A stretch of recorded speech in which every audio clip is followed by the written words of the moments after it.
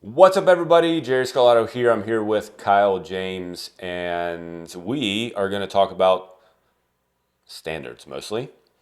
I like it. Kyle James of Kyle James Fitness. For those of you who don't know, you should know. Isn't there a song for those of you who don't know? Now you know, or Now you know. now you know. Yeah, Yeah. I'll stop Hence there. the shirt. That's a good. That's a good Halloween shirt, actually. Yeah, yeah. I'm assuming Bengals probably was what you were really little, going for. little bit of both. Yeah. How you feeling after? I just know that they won. It's a win. Okay. It was a win. it was not pretty. Yeah. There's no style points. A win is a win. They're 1-0. Move on. Get better and move on. I'm in a thread with Garrett and Larry and like all the other guys from high school, and one of them said that in the fourth quarter, maybe it was the whole second half, they got like 3 yards of offense or something like that, or It wasn't much more. It Yeah. was it was bad. The Yeah. second half was hard to watch, yeah. and I was convinced they were going to lose. And then they won. and then they won. A couple of interceptions by the defense and a couple of missed kicks by their kicker, and skate out with a 1-point win. That's all it takes. But whatever, It shows up as a W. shows up as a W. Last year, all of those games went against them. So take the ugly, Right. take the ugly one and move on. Yeah. Yeah. So You got your Pogue drink for the day. I got my one alcoholic drink for the week. I was very excited to get to open that. Yeah. Shout out to Old Pogue. Yeah, no doubt. Old Pogue another bourbon. another high school bud. Down in Maysville, Kentucky. They have excellent bourbon, and my rule this year is if the Bengals win, I can pour myself a shot of Old Pogue with an ice ball and enjoy it for a half hour. One. One. Not a double shot, not a heavy pour. Actually One. measure it in a shot glass. I enjoy it. That's my one alcoholic drink for the week. If the Yeah. Bengals lose, I don't get anything. There you go. Okay. Easy peasy.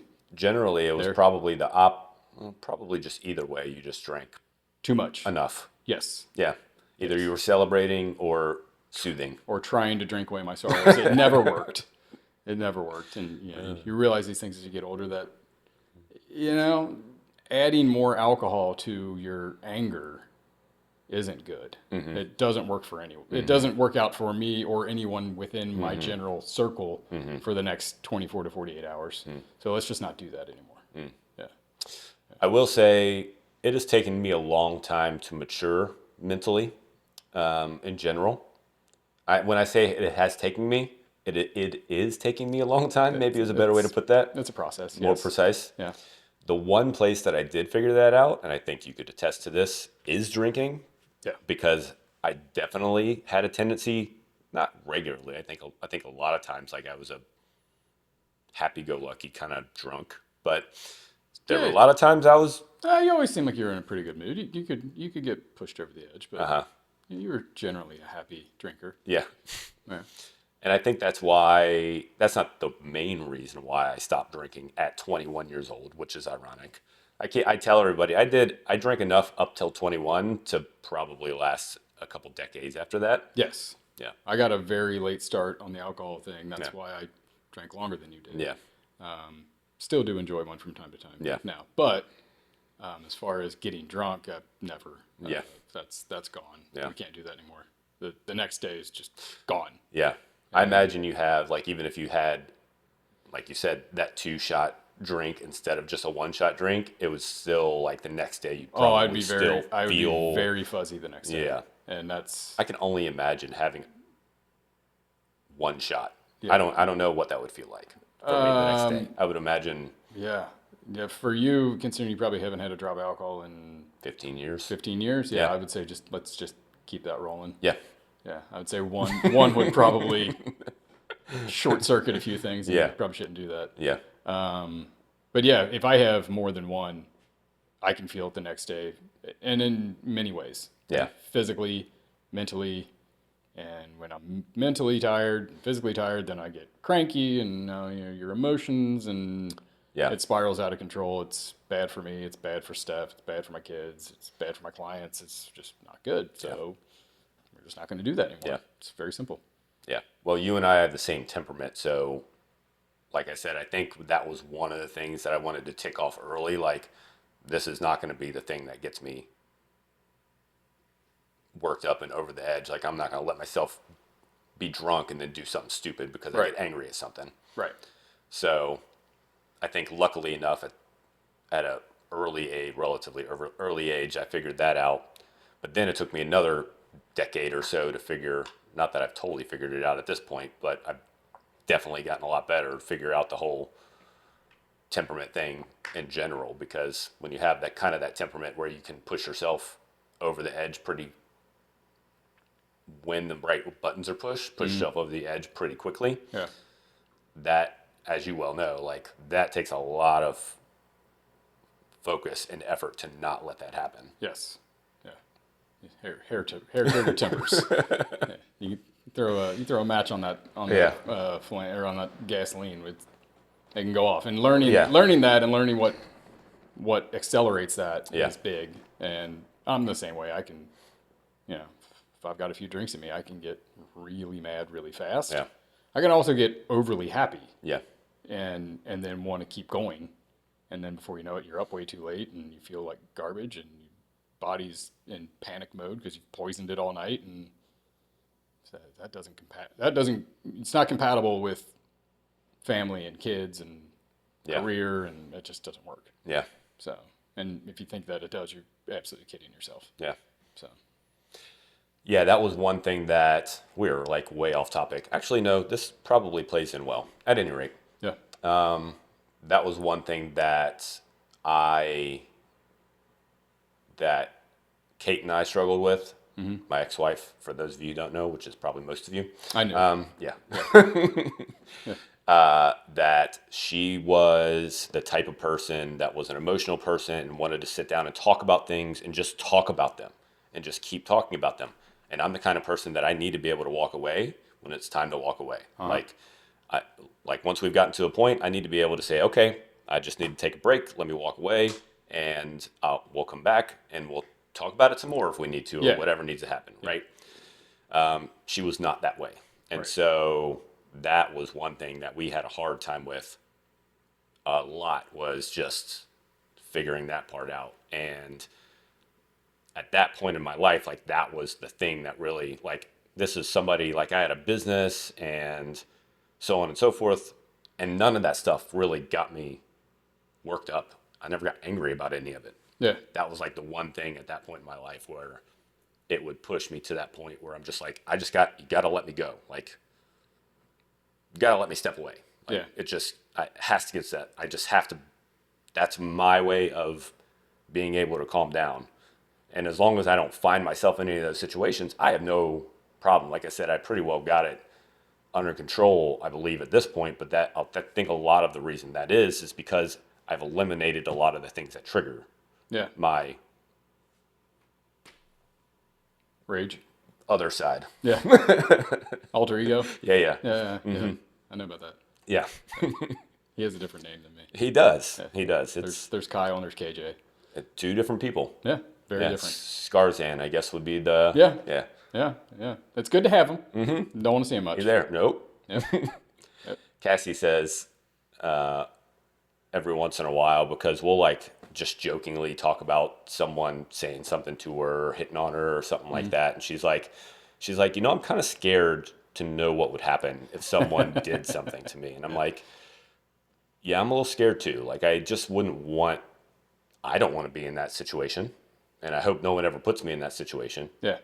But yeah, I don't know. Steph has said that before, that she goes, I kind of want to see that happen. Mm-hmm. I want to see that one time where, we'd have to be at a bar or something, so it probably won't happen because we don't go to bars anymore. But, some random guy come up and grab my butt or something. Mm-hmm. I'm like, you don't want that. Yeah. I'm like, because I would absolutely defend you, and it would be very, very bad. Yeah. You'd have to get me out of jail. Yeah. That's just, I'm going to protect my wife. And if somebody touches her, and that's not okay. Right. I'm going to, and then if you're at a bar and you've already had a few drinks in you, and that makes it that's a bad idea. That's definitely fire on the kindling. Yes, that is a match on gasoline. That's not good. For sure. So, knowing that about yourself and knowing knowing you have I guess, I don't know what the word is, but you have a very easy way to get to angry, that's, I guess, a mature thing to figure that out and say, okay, I'm going to make changes so that I don't get in that situation because I don't need to go to jail.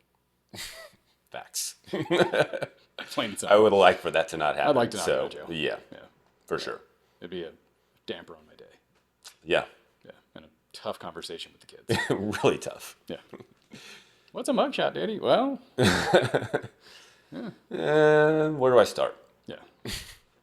But at any rate, so speaking of standards, Yeah. I think that covers a little bit of how you can start to raise your standards. But nonetheless, what sparked my particular interest was your video, which, by the way, good for you for starting to talk to the camera a little bit. Do you know how? I do. Oh my God. I do. I saw the first one. I'm nervous. I'm nervous right here talking with my friend. But when I'm alone in my own gym and I have an idea in my head that I want to talk about, I stand there and stare at the phone for a good 4 or 5 minutes, trying to psych myself up enough to say something for 30 seconds. And I might watch it again and delete it. No one's in the house. No one knows I'm doing it. And I am filled with anxiety. And so to actually hit send on that and to actually post it, I actually had to send the first one to Steph first. I said, hey, I'm thinking about posting this. What do you think? Yeah. She goes, that's great. Put it up. Yeah. I was like, okay. I normally trust everything she says, so. Okay, I'll trust So her. far, it's worked out. Okay, I'll post it. And there's been a lot of positive feedback, a lot more engagement on that Yeah. than any other stuff that I've posted that's been, random workout stuff or something I've typed. Yeah. I think it's just hearing my voice and seeing me speak Different. is different. And it's probably seems more authentic because it's just me talking. Sure. So yeah, I've done like 3 now, and Yeah. I'm still Sure. not comfortable. No, you'll be very uncomfortable until uncomfortable. at least number 300. Good. So Good. Thanks. Yeah, you're welcome. I figured I'd give you some level of expectation there. 300, maybe 302 or 303, but somewhere around there. Great. Is where you're really going to start to go, okay, I'm slightly more comfortable. Yeah. At this point, I can look at myself I don't know, it's kind of one of those things anymore for me. I don't know. Because I've done 3,000 whatever videos of some sort, some way or another, it's I don't know, just don't even. Well, you're comfortable with you it. get to a point where it's those. It's normal. But I remember vividly the first video that I shot. First talking video that I shot. Yeah. Shot. You shot it? I shot it. Okay. It's weird. Anyway, sharted? What? No. No. Well, no you good. edit that part out. No good. Yes. Yeah, good thing no one was in the room. Yeah. But it was at the first Thrive, and it was after a workout, and I sat in front of the med ball. I remember this vividly. I sat in front of the med ball wall and literally said, hey, this scares the crap out of me. That was basically what the video was about, was how much, I told myself I was going to start doing this, and this scares the crap out of me. Yeah. And so I'm doing it because it scares the crap out of me. And it was basically just a bunch of that. I'll be back with more tomorrow. Yeah. Yeah. That's basically what it was. Yeah. So yeah, that first video you'll probably remember for a while. Yeah. Because it's just kind of one of those things that sinks in, because it's the first time you kind of put yourself verbally out there. Yeah. You can work. I know at this point you work out in front of a camera all day long. It doesn't bother you. Probably the first time you did that, it was kind of weird. Yeah, the first time I did that was weird. It's still kind of weird to get a camera out and record get a yourself. camera out and try to put it at the right. Where am I going to be when I'm doing this movement? Yeah. And then my brain's always going, who cares? Yeah. Is anybody going to care? I don't think so. Yeah. And that's what I found is the videos with me working out, no one cares. Yeah. No, hardly anybody watches them. No comments. Yeah. Nothing. Anything. Now, if my wife's working out, people will say Different. something. That's different. But apparently, she's much better looking than you. Right. But apparently, if people are more interested in what I'm going to say as opposed to what I can do, because I think that's just okay, yeah, we get it. You can work out, lift weights, and you can jump on a box. Yeah, you can do some things. Wonderful, great. Yeah. Don't care. But I think I think what people want to actually, they may not even realize it, but they want to know is guys and gals like you and me and Cassie and Steph and everything, like we're all, I don't know about Cassie, but the rest of us have a 4 in front of our age. Yeah. We're all 40 plus. Yeah. No, Cassie's a baby. She's still got 3. But we're still in great shape. Yep. And I think people our age or around our age are genuinely curious as to how the heck we're doing this. Yeah. They may not ask it to our face. They may not be confident enough to do that. But I think they are curious, like, what is this dude doing? Yeah. How is Steph a mother of 2 and doing all the things she does and still built the way she is? And like, what? Like, how? Yep. And again, this is just a way to kind of put stuff out there and don't wait for somebody to come ask us because they're probably not going to. Correct. They're just not. Yep. Correct. Very few Generally people, speaking. Very few people are going to have the courage and confidence to walk up to somebody like Steph and be like, how? Yep. You know. And then to listen. And then to actually listen and process and it. hear it, I guess, maybe is a better way to put it. Actually hear what she's saying. Yeah. Because Stephanie, a mother of 2, and a very busy girl, super busy, looks the way she does, and doesn't do it it's not on accident. Nope. And it's not genetics. Very intentional. Yep, very intentional. Very well planned. You said that was another one you put out was planning to fail is failing, or failing to plan is planning to fail. But for as long as I've known her, which has been as long as you've known her, like that is her. Like she's gonna make sure that she maintains that standard. Yes. She maintains that level of physicality, that level of fitness, that level of health at whatever cost. Yes. And I think going back to the beginning of this conversation and what we're here for, which we still haven't gotten to the point, or at least what brought it up. But a lot of it is people don't have the standard for themselves. Like I can dance around that all day long and say it a number of different nice ways.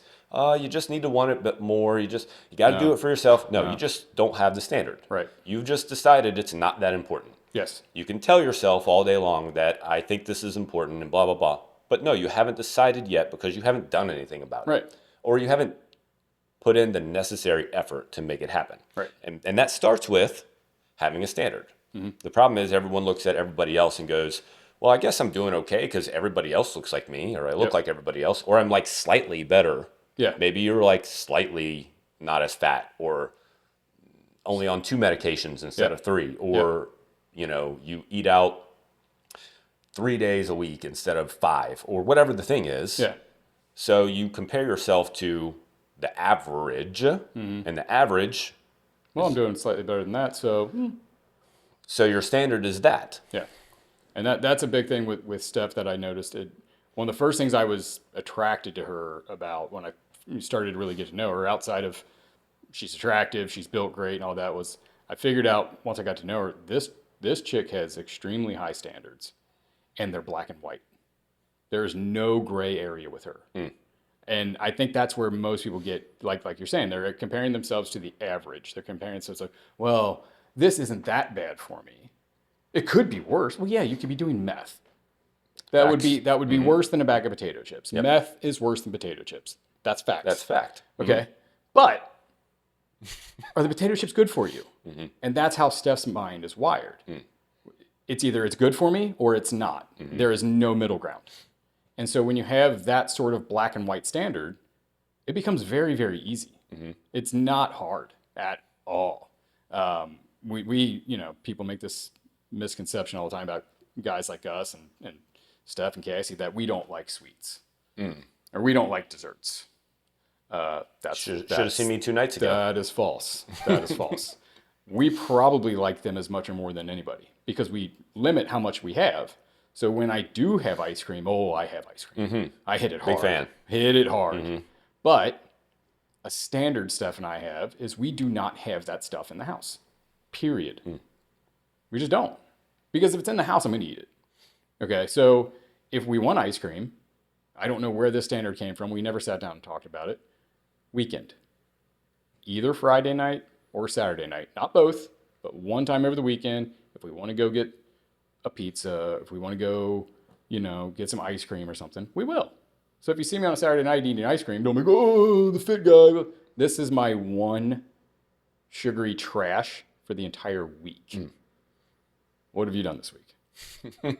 I know this is bad for me. You skipped maybe one. But I've been really good for 6 consecutive days.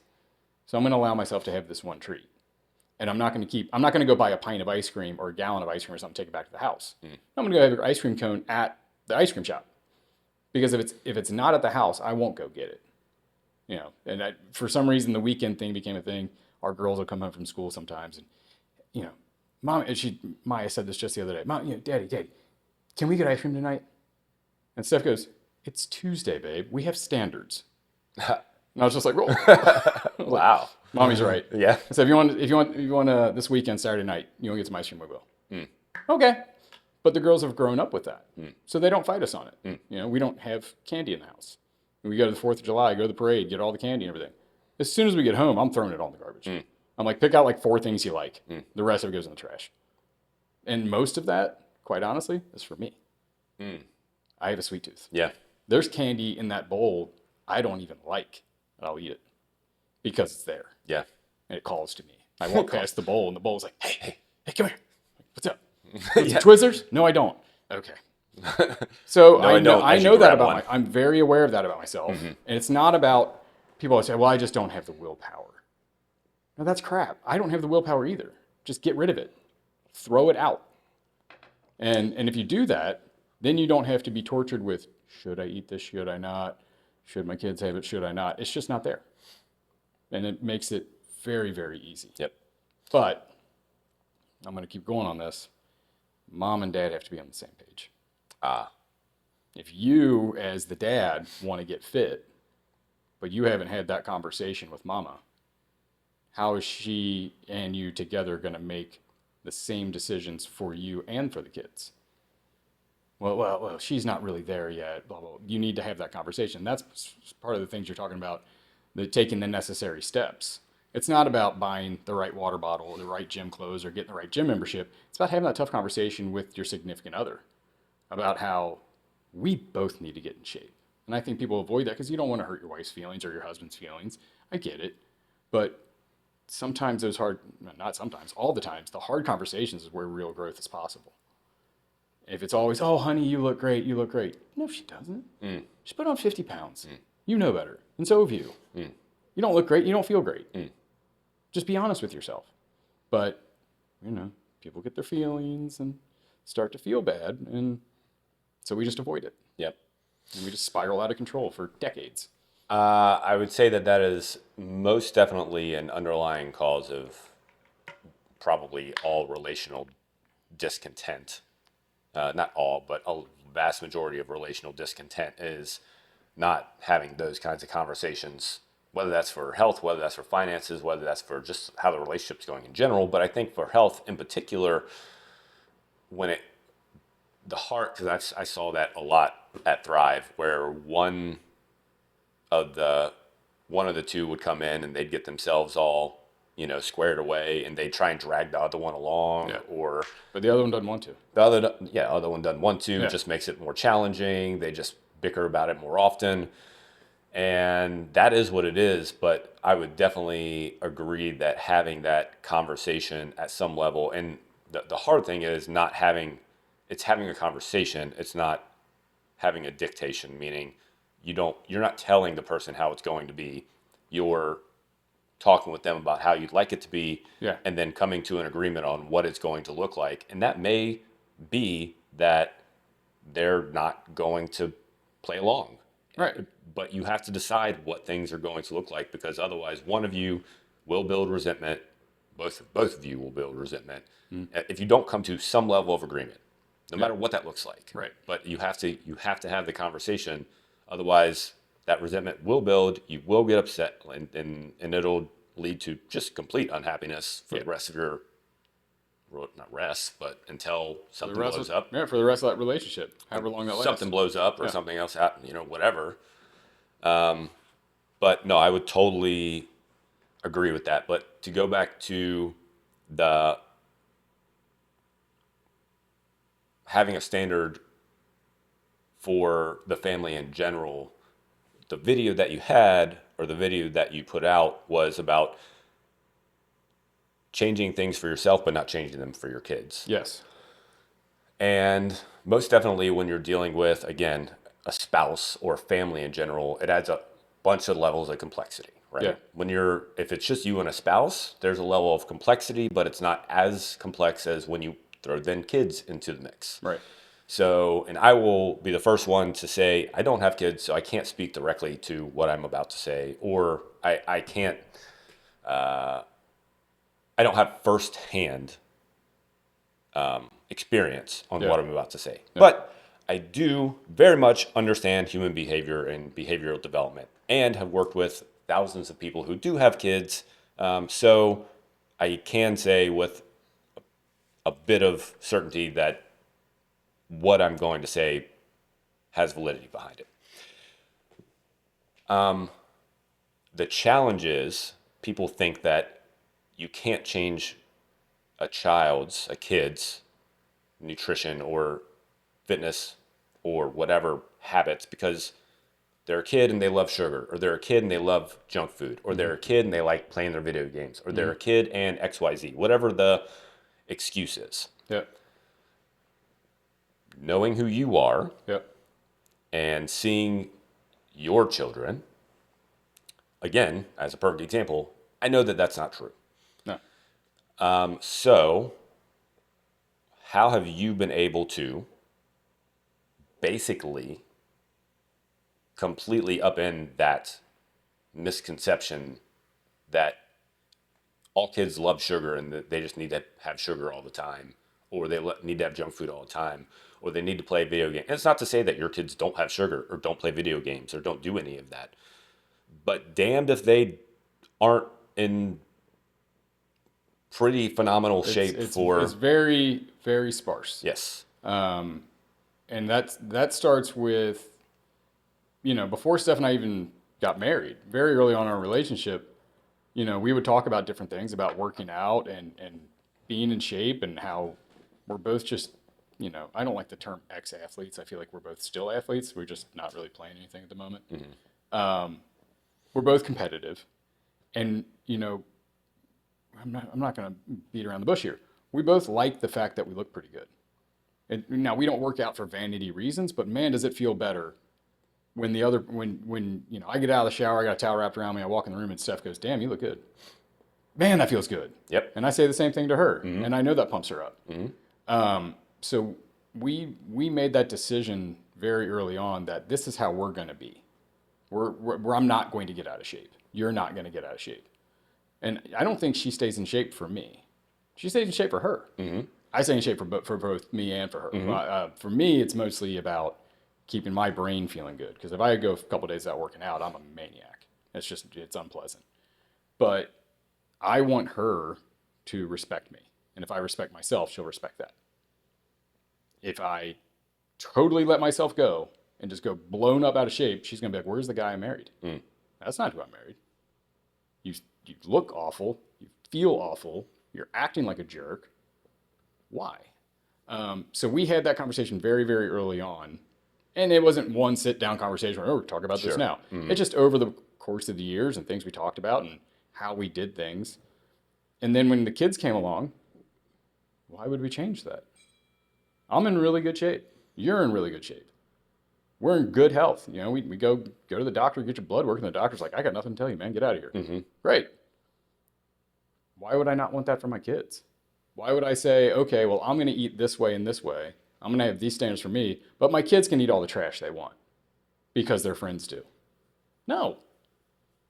I want my kids to have a good understanding of when it's appropriate to have junk food and when it's not. And my standards and Steph and I's standards are different than most parents, and we get that. But you know what? Our kids are doing really, really well. They're very smart. They're very intelligent. They're pretty well mannered. They're both really good athletes. And to hell with that genetics thing. I'm so sick and tired of people telling me genetics. My girls work really hard at the sports that they're in, even though they're only in elementary school. Maya is a fantastic runner. Mac is a great gymnast, and they're only getting better. But we put great food in them all the time, and we tell them about it. We tell them why we don't get ice cream on Tuesday night. We tell them why. No, we're not getting juice. No, we're not getting soft drinks in the house. Nobody likes a Coca-Cola more than me. Nobody. But we just don't have it in the house. Okay? If I have a Coke, it's going to Saturday night and we're having a pizza or something, I have one. That's it. We drink water. And we've explained that to them that like your body is, and I've used this analogy a million times, your body is just like a car. Okay? It's a high-end sports car. It takes 93 octane. You can put 87 in it if you want to. You can put 87 octane in that. And will the car still start? Yeah, it'll start. Is it going to run? It will. But is that what it needs long term? No. That car will slowly but surely start to deteriorate faster than it should. Things are going to break faster than they should. The car is going to run hotter than it should. And eventually it breaks down. Well, the car, you just go buy a new one with a body, and you got what you got. And I've explained that to my kids, and they get that analogy. Like, well, I want to be like a Corvette, Daddy. I want to be like a Z06. So let's not put trash in it. Right. Let's put the good stuff in there. And I'll share a story about watching this play out in real time with Maya and her running track last spring. She had a meet on a Sunday, and the night before, she had gone to a friend's house for a sleepover.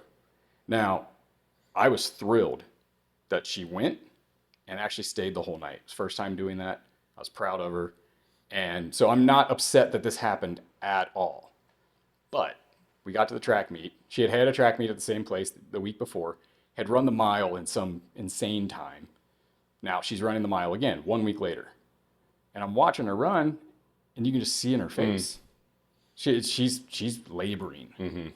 It is hard. She is dragging. It looks like she's pulling an anchor behind her. I'm like, it's weird. Something different. Something's off. Like I nudged Steph and said, she doesn't feel good. You can see it. She finished it, and she still ran a good time, but it was something like 20 seconds slower than the week before.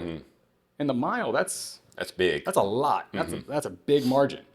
And I hadn't really given it a whole lot of thought yet. We're walking out of the stadium, and Maya goes, Daddy, do you think all the trash I ate in the last few hours, or last night and this morning, had something to do with my time? And I was like, oh my God, she's putting it together. I said, well, what'd you have last night? Well, for dinner we had Chick-fil-A, and then for dessert we had ice cream sundaes. And again, Saturday night, somebody's birthday party, I get it. I'm not going to say, no, you can't have that. It's fine. And then in the morning, it was McDonald's breakfast. It's the first time my daughter's ever had McDonald's in her life. Really? Yes, at 9 years old. And it's never been by me. I will not allow it, period. Sorry, I'm hard-lined on that. I wouldn't apologize. Hard-lined on that one. You can say I'm a psycho if you want. So I said, okay, so you went Chick-fil-A, ice cream, McDonald's within about a 10 to 12 hour window, and you stayed up much later than you normally stay up. We have a pretty structured bedtime, and you were up till way past midnight. Yeah, that's probably why you didn't run as well as you'd like to. Yeah. So fast forward to the next week, the Saturday night before, we're at home. We go to bed at a normal time. We eat dinner at home. We eat breakfast at home. Normal stuff. She PRs in the mile. Beat her time for the previous week by over 30 seconds. There you go. And this translates to mental stuff, emotional stuff. Like, it's not just about running a good time and being a good athlete, but also mental clarity, emotional stability, mood swings are leveled out. And so I went, well, there it is. And the fact that she got to that conclusion That's pretty incredible. Yeah. I was like, well, you must have your mother's intelligence. Wow, that was... Because it would have taken me about 3 more days. That is high-level thinking for a 9-year-old. So, yeah, I said, okay. Yeah. And now, every time she's got a track meet or a cross-country race coming up, the night before, she's like, should I eat this? I have a race tomorrow. Is this good? And we'll say, yeah, that's what we should be eating tonight, and let's get to bed, at a reasonable time. Let's not stay up super late. And then because she's competitive and she wants to run a good rate. She wants to run a good time, wants to do her best. She wants to win, quite frankly. She'll do it. But she understands that there's a connection between the fuel you're putting in and the performance you get the next day. And she, man, I didn't put that together until probably my late 20s. Yeah. It's unreal. Yeah. So I wish I had that. Yeah. Think about the stuff we used to eat. Yeah. Before. Oh yeah. Or drink the dude. night before. Like we just treated ourselves like idiots. Quarter pounders with cheese. Just like they're going out of style. Right. Oh, it's fine. I've got a game tomorrow. I'll just play harder. Yeah. Yeah, for sure. I feel like what I hear most people screaming and yelling about that in particular is, well, again, we could go down the whole rabbit hole of like, oh, it's easy for you two because you two are already healthy, so on and so forth. Or maybe your kid's got genes that makes them not want to have sugar or not want to have this, that, and the other thing, and so on and so forth. Quite the contrary.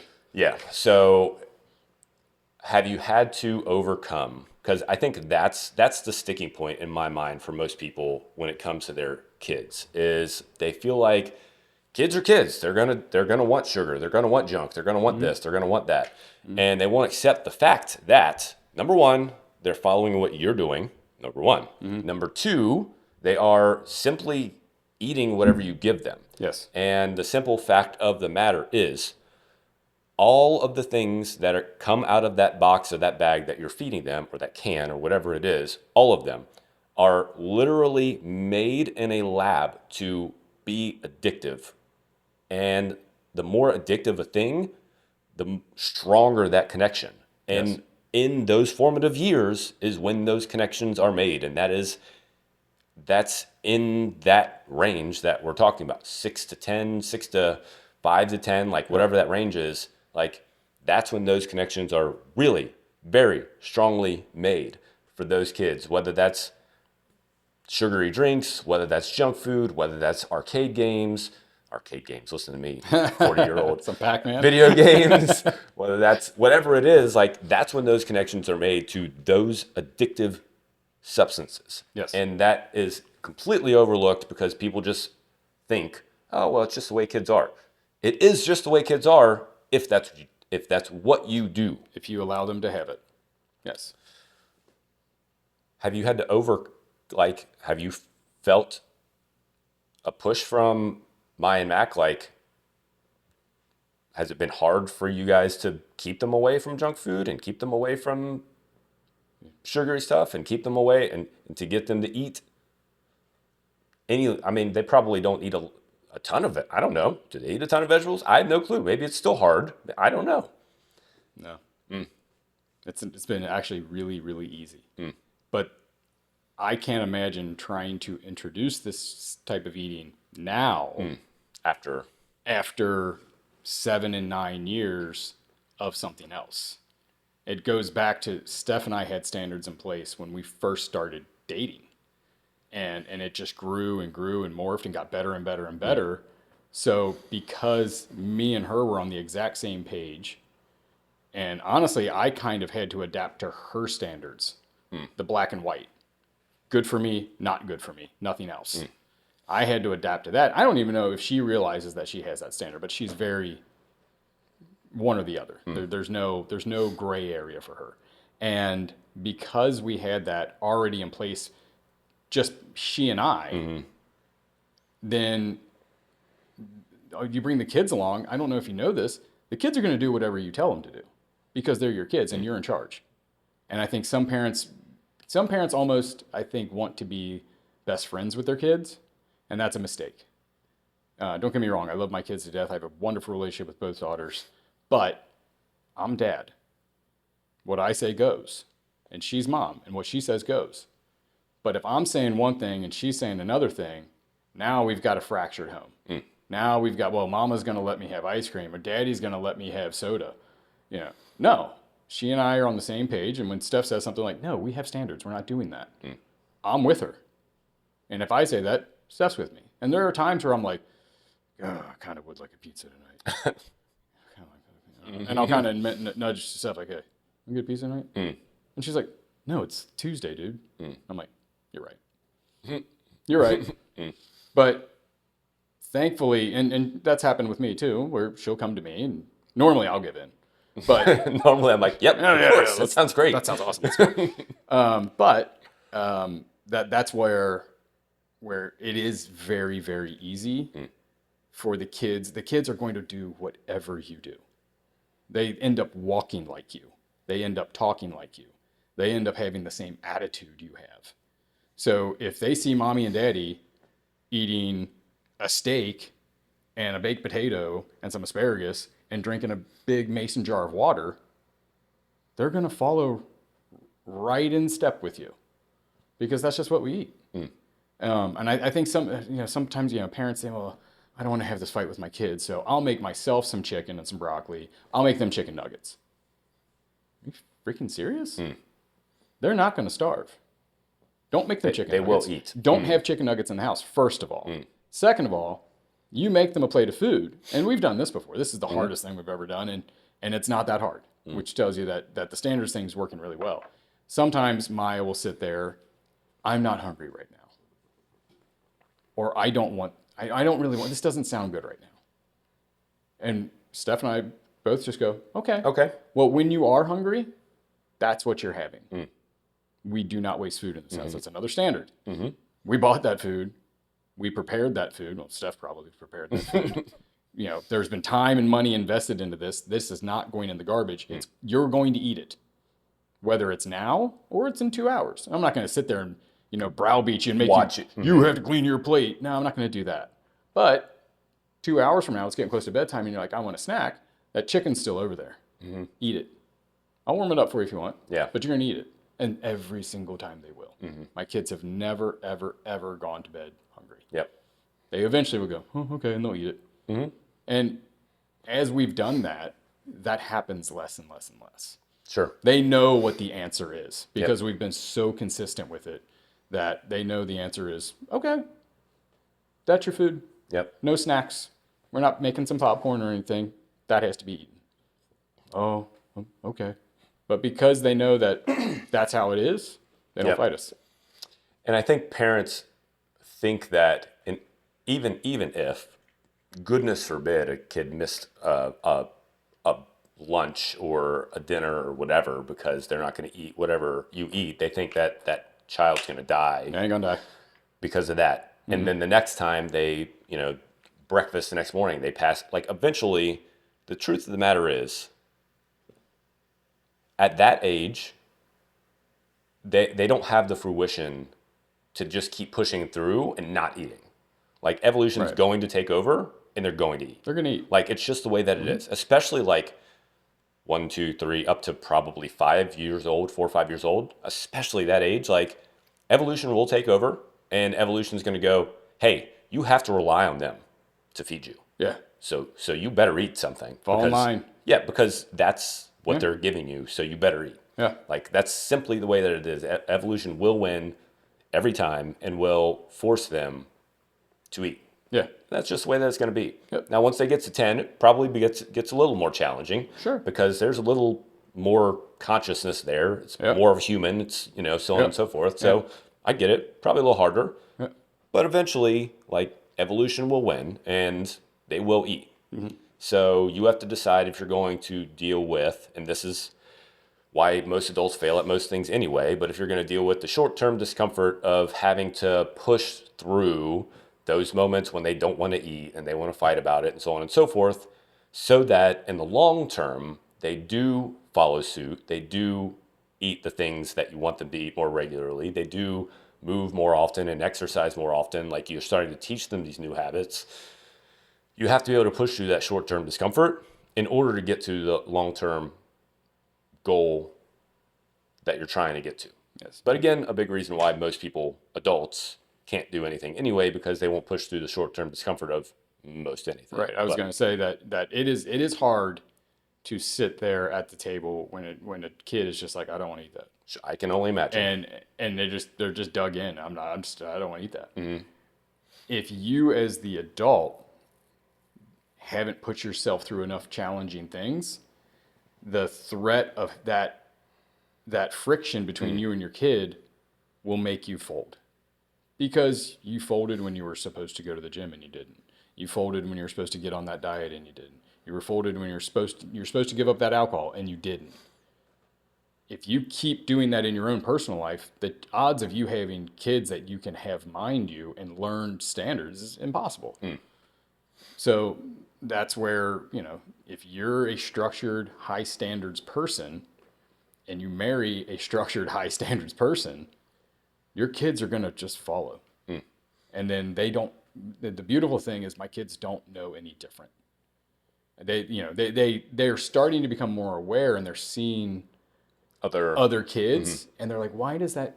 I have this one kid in my class and he just cannot sit still and he's always talking. He's always jittery. And I've asked him, you ever notice what he eats for lunch?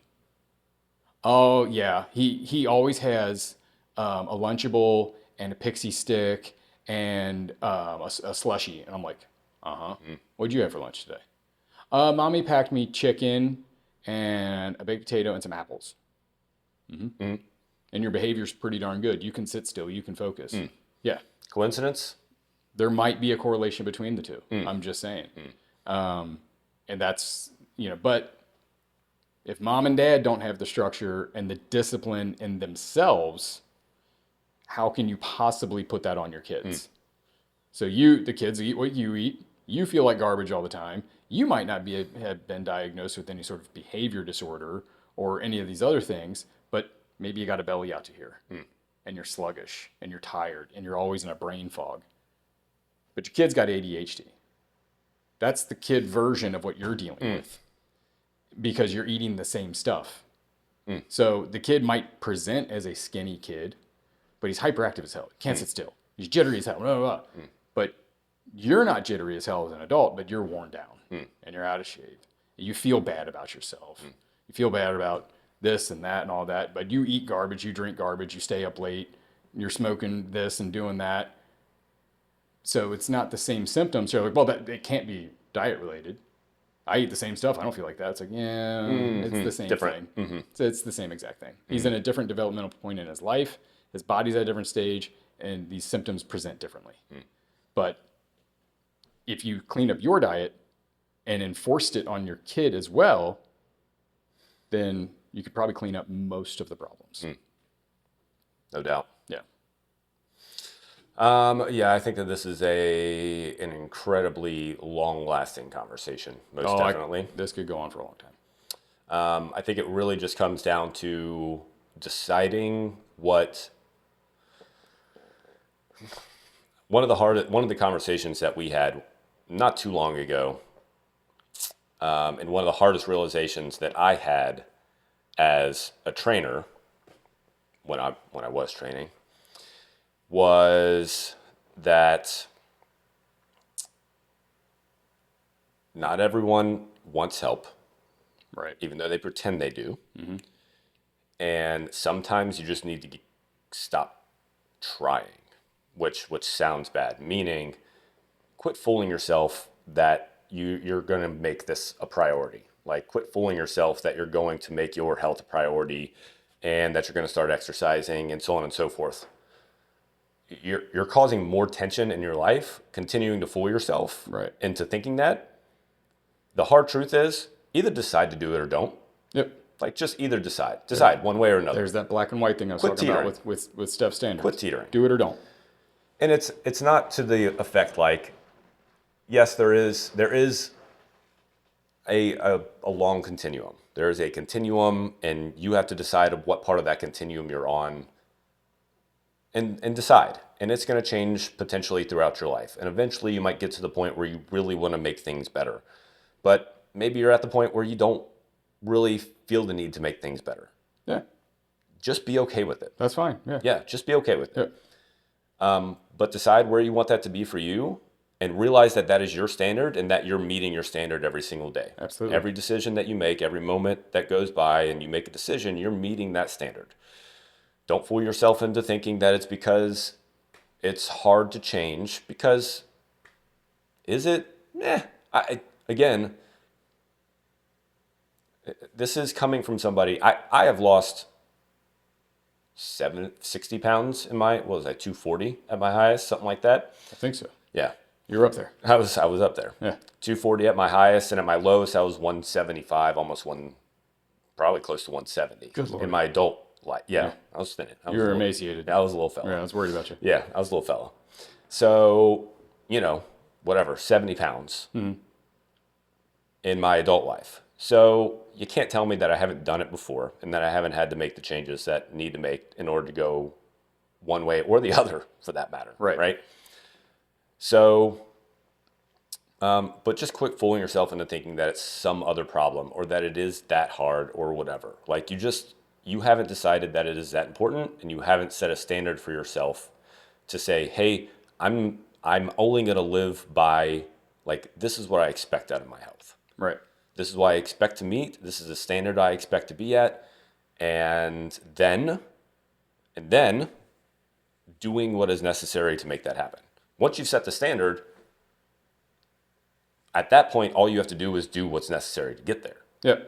Just do it. Like, right. At that point, just do it. Like, just go out and just do it. The one thing I will say that I think people struggle with that is the hard part is not the diet. Okay, and I know people are going to say, well, that's the hardest part. No, it's not. Well, there are so many diets out there. Pick one. Do it 100% right. It'll work. It could be carnivore. It could be whatever. Go vegan. I don't care. It doesn't matter. If you pick it and actually committed to it, it would work. Yep. Okay? But it's the other things on the outside that you don't realize you have to change. You have to be okay being different. In today's world, unfortunately, guys and gals like us, we're different. I'm not saying better. I'm not saying worse. Just different. We are different. For sure. The average American is obese, overweight, on meds, and we're not. We're still fit in our 40s, and that's just because it's taken me a little longer to get there. You were okay with this pretty young. You're okay not being with the crowd. You're okay missing out on that night at the bar. You're okay not going to the football game. Like, you're okay with that. It took me a little longer to get on some of those things, but anymore you have to be okay saying, you know what, I'm gonna walk my own path. I'm not going to follow the masses. I see where the masses are going. I see how the masses are feeling, and I want no part of it. Now, do I have much of a social life? No. And I have to be okay with that. Facts. I don't have much of a social life at all. I've got a handful of friends. I don't see them all that often, but that's okay. I would rather spend time focusing on me and my family than I would fitting in. And I think some people just won't give that up. That social aspect of going to the bar or going out to dinner or whatever it is, I don't want to be like everybody else. And we've had a very blunt many conversations with our girls about that, because they're starting to notice we don't act like a lot of the kids in our class. And for example, Maya's running. She's torching kids her age, absolutely smoking them, and most of the people in the grade above her. That's not genetics. That's 9 years of high standards, but she's starting to notice that, this is different than what most kids do. Because most kids go to cross-country practice and they dick around and they go through the motions and they sort of try and everything. Maya's there to win. Maya's there to get better at practice. And when it comes to race day, she is there to win. She's not there to finish in the top 20. And that is not me. That's not Steph. I mean, we're wired like that, but it's not like we preach that to her. That's just living amongst competitive people with very high standards. She expects to do great. That's her own internal expectation, but that comes from being raised in our house. It has nothing to do with the fact that genetically she's me and Steph's, because, hey, had we had her and then said, all right, Mickey D's every night, she could have been. That kid would look totally different, act totally different. Mm-hmm. Steph and I would look totally different, act totally different. It's every single day standards. And that's a big undertaking for people. Wait. I can't go out at all? Not really, no. I can't. I have to give up alcohol? I would say almost completely, yeah. You might, maybe one bourbon a week like I do, if my team wins. That you can do that, but like, well, no. Every Sunday I watch all the games and I just drink all day. You can't do that. You cannot Gotta do make that. a different and choice. if you're not willing to give that up, that is totally, totally fine. But understand that that comes with a price. And just like being as fitness and health driven as we are, it comes with a price. It comes with a lack of a social life. You know, we really only hang around with other fit people. And it's not because I don't like other people. It's just I don't have much in common with you. You want to stay out late, you want to go to the bar and get shit canned and go get pizza at midnight. I don't want to do that. I have no interest in that because I'm waking up early tomorrow morning and working out. And you can say I'm crazy. You can say that I'm so dedicated. No, I'm not. No, I'm not.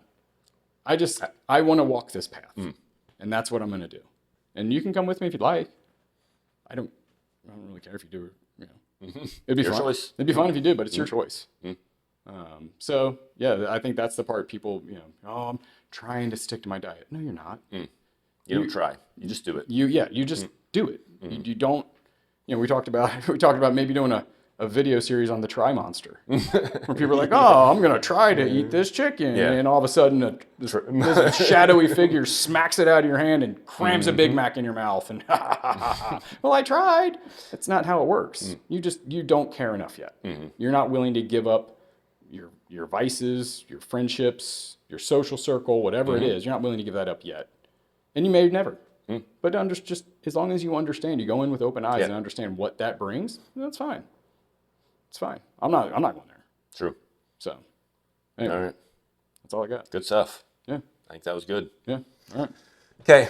Raise your standards. Make something happen. Quit being lazy. Get up and move. Do Go some burpees. out and do it. Run some hills. Later. You'll love it.